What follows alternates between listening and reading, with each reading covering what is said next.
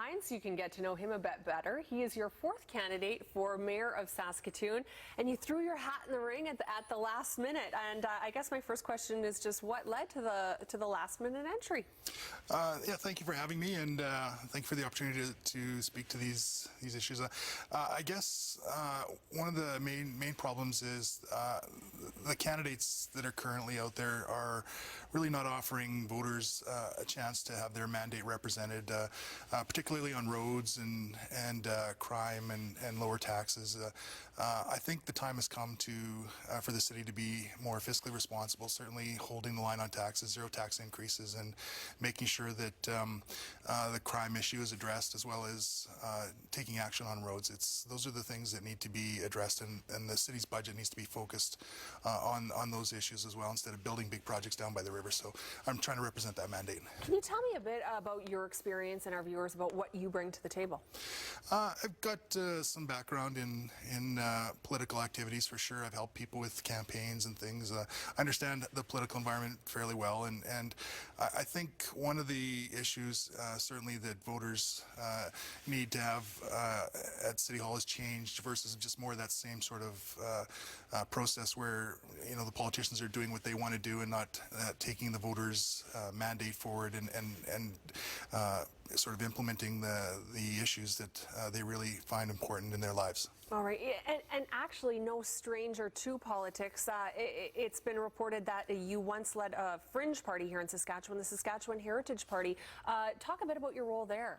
At the last minute I stepped in. There was a candidate that couldn't fulfill their role in that election, and so I was called at the last second and stepped in there. So yeah, it was just sort of they needed somebody and they called me, and so I helped out there. Yeah. Your platform focuses a lot on lowering taxes and reducing crime. Do you have a firm plan in place? Yeah, absolutely. Right now we need zero tax increases, and that can be achieved just by, again, focusing the budget of the city on those issues instead of doing big projects, again, building down by the river, which, again, they're very nice projects and everything, but we just need to make sure that the city is focused on the things that matter to citizens, and that we're not adding all that extra tax increase to citizens. In the last 3 years, 20% tax increase almost, and that'll be the same over the next 4 years if any of the other three candidates get elected. So I think we've really got to make sure that we're not seeing those extra tax increases cause a $50 a month increase every single year, and condo fees go up, and seniors pushed out of their homes simply because of tax increases on their property taxes. We've got to start taking care of our people, and that's what this is about. Yeah. And I do want to offer you the opportunity to clarify a bit. Recently, a letter that you wrote to the Star Phoenix came to light back in 2009. In the letter, you called the recruitment of foreign doctors unethical. Just sort of explain that. There's sort of an anti-immigration undertone there that I would like to hear about. It's certainly not anti-immigration. What it is concern for those countries where we're stripping the doctors out of those other countries.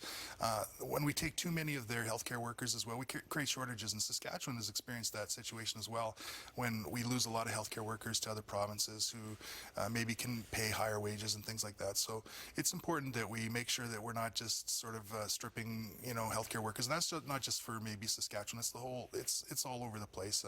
There's countries now that are experiencing real healthcare shortages because of that sort of recruitment, and it's got to be done with some concern as well for those things. But it's certainly not anti-immigration. Yeah. All right, and I guess just before we go, campaign strategy. Are you outdoor knocking? What are you hearing from people? Yeah, they want their mandate represented.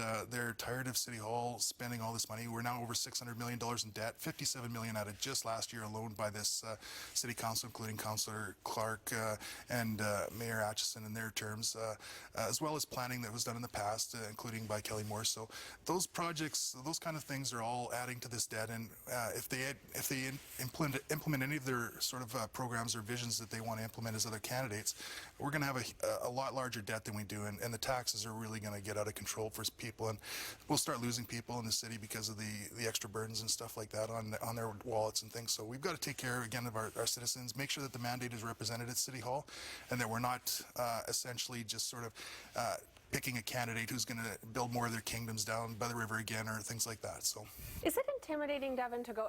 We have a couple forums coming up, a debate coming up. Is it intimidating just putting yourself out there against a Don Atchison or a Charlie Clark who has that experience on council? Not really. I'm sure they'll be able to find a job once I'm elected mayor again. They'll be all right. They're interesting people. I'd have a barbecue with any one of them, but they're just not good political representatives for the city. They overspend, they mismanage the economy, and it's time for us to have something at City Hall that represents the citizens. Yeah. All right. Well, Devon Hein, thank you for coming in this morning. It's been a pleasure to get to know you a bit better. Thank you very much. Yeah. Thanks.